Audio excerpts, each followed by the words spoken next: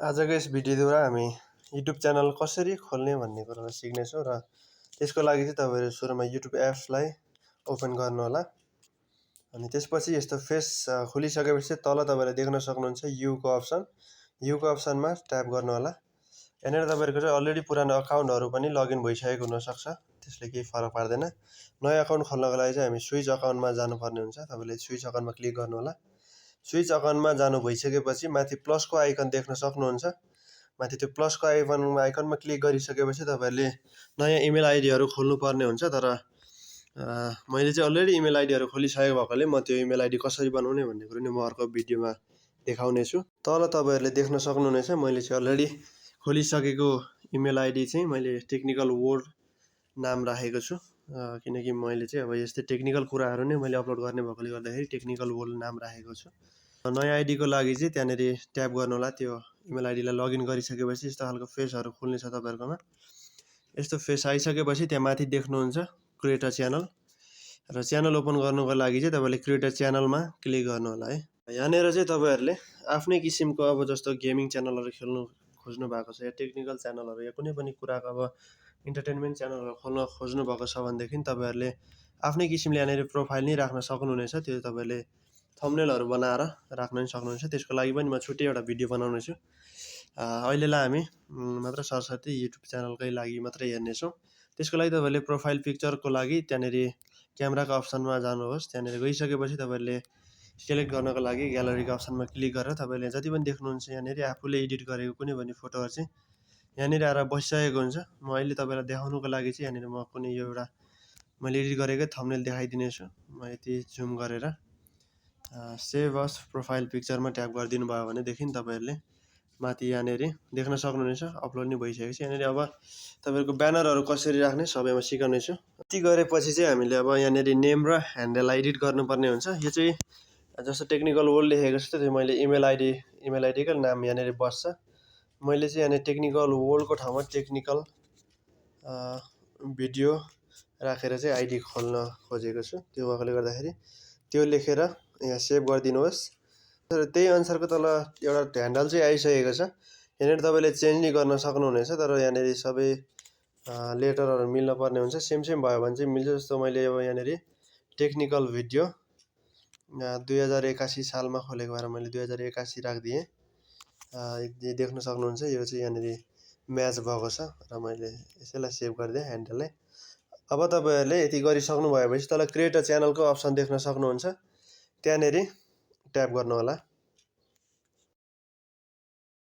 हेर्न सक्नुहुन्छ हाम्रो युट्युब च्यानल चाहिँ क्रिएट भइसकेको छ र माथिपट्टिको आइकनमा देख्न सक्नुहुन्छ थोरै केही फरक देखिएको छ। अब यतिले मात्र हाम्रो युट्युब च्यानल अलिकति प्रोफेसनल देखिँदैन। अलि राम्रो देखिनको लागि चाहिँ हामीले यहाँनिर केही ब्यानरहरू राख्नुपर्ने हुन्छ, आर्टहरू राख्नुपर्ने हुन्छ। त्यसको लागि चाहिँ तपाईँहरूले भ्यू च्यानल भनेर अप्सन देख्नु भएको छ, त्यहाँनिर ट्याप गर्नु होला।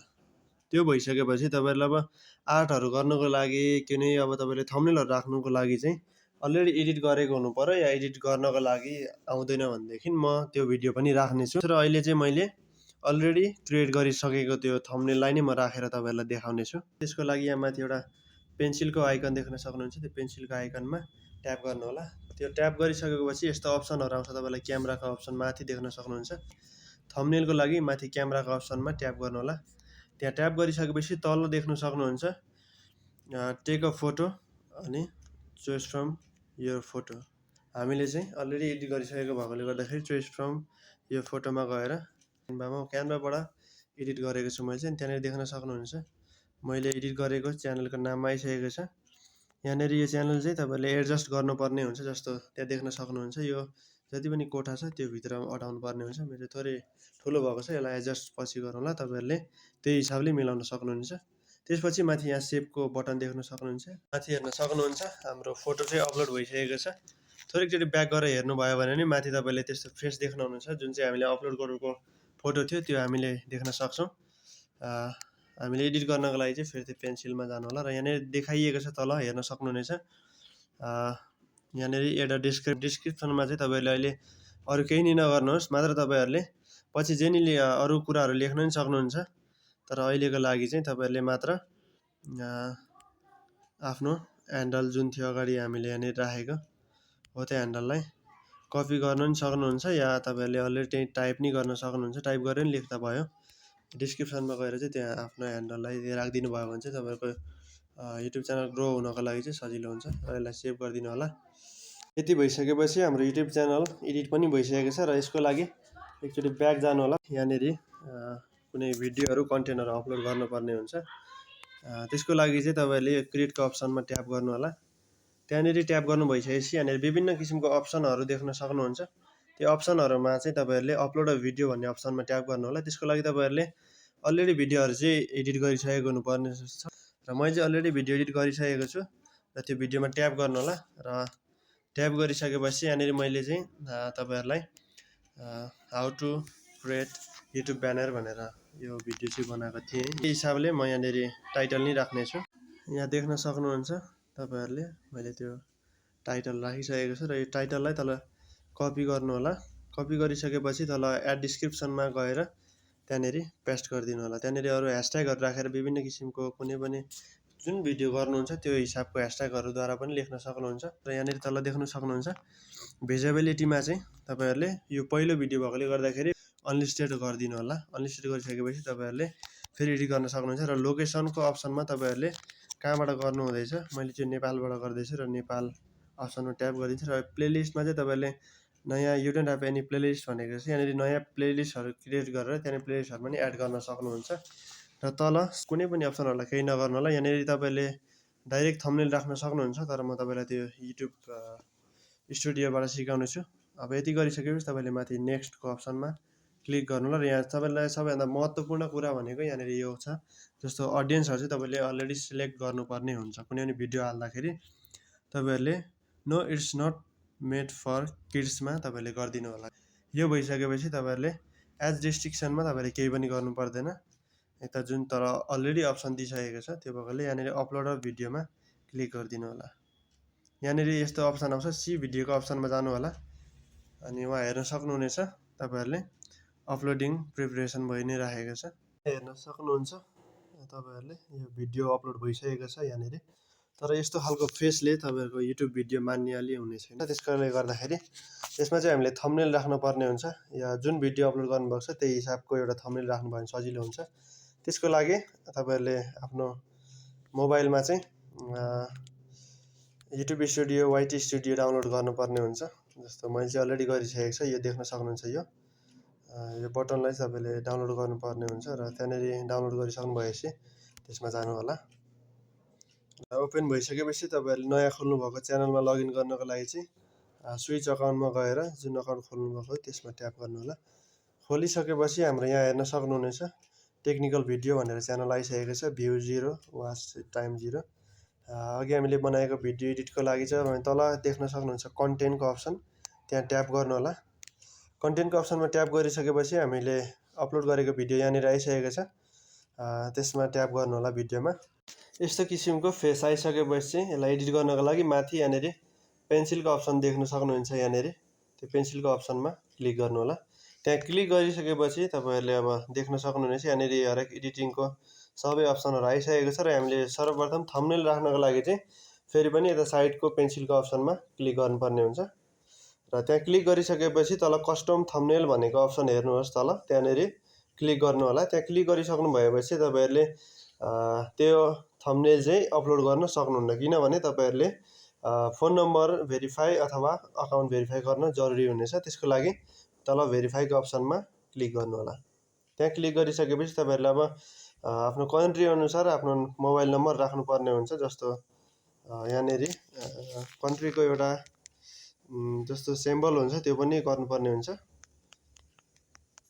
मैले चाहिँ आफ्नो मोबाइल नम्बर डायल गरिसकेको छु र यहाँनिर मैले चाहिँ टेक्स्ट मी या कल मीको अप्सनमा टेक्स्ट मीको अप्सन गरिसकेँ, किनकि मैले भिडियो बनाउँदा कलको अप्सनले मलाई डिस्टर्ब हुने भएकोले मैले टेक्स्टको अप्सनमा क्लिक गरेर तल नेक्स्टको अप्सनमा क्लिक गरिदिनु होला। त्यहाँ नेक्स्टमा गइसकेपछि तपाईँहरूलाई यहाँनिर डिजिटल भेरिफिकेसन कोड आउनेछ। त्यो कोड चाहिँ तपाईँहरूले मेसेजमा आइसकेपछि यहाँनिर हाल्नुपर्ने हुन्छ। सक्नुहुन्छ मेरो चाहिँ भेरिफिकेसन कोड आएर पनि त्यो भेरिफाई भइसकेको छ। र यहाँनिर मैले चाहिँ एडिट गरेको थम्बनेल यहाँनिर आइसकेको छ, देख्न सक्नुहुन्छ। र यो थम्बनेल चाहिँ मैले नर्मल हिसाबले तपाईँहरू अहिले देखाउनको लागि मात्रै यो थम्बनेल चाहिँ एडिट गरेको छु। तपाईँहरूले अरू डिजाइन हरेक डिजाइन तरिकाले नै गर्न सक्नुहुन्छ। म त्यो खालको भिडियो नै बनाउने छु। थम्बनेल एड भइसकेपछि तपाईँहरूले माथि डनको अप्सनमा क्लिक गर्नु होला। त्यसपछि यहाँ हेर्न सक्नुहुनेछ तपाईँहरूको अगाडि अब थम्बनेल देखिसकेको छ यहाँनिर। र तल अब हामीले डिस्क्रिप्सनमा अघि नै हालिसकेका छौँ। यहाँ डिस्क्रिप्सनमा केही नि गर्नु परेन, तपाईँहरूले ह्यासट्यागहरू राखेर गर्न सक्नुहुनेछ। त्यसपछि ब्याक गरेर तल हेर्न सक्नुहुनेछ लोकेसनहरू सबै भइसकेको छ। र तल मोर अप्सनमा हेर्नु होला, तल tag short remixing category and more भनेको छ। यहाँनिर गइसकेपछि तपाईँहरूले ट्यागमा गएर चाहिँ जस्तो कुन के भिडियो सम्बन्धी छ तपाईँले त्यो अनुसार राख्नुहुनेछ। जस्तो मैले चाहिँ युट्युब भनेर हालेँ।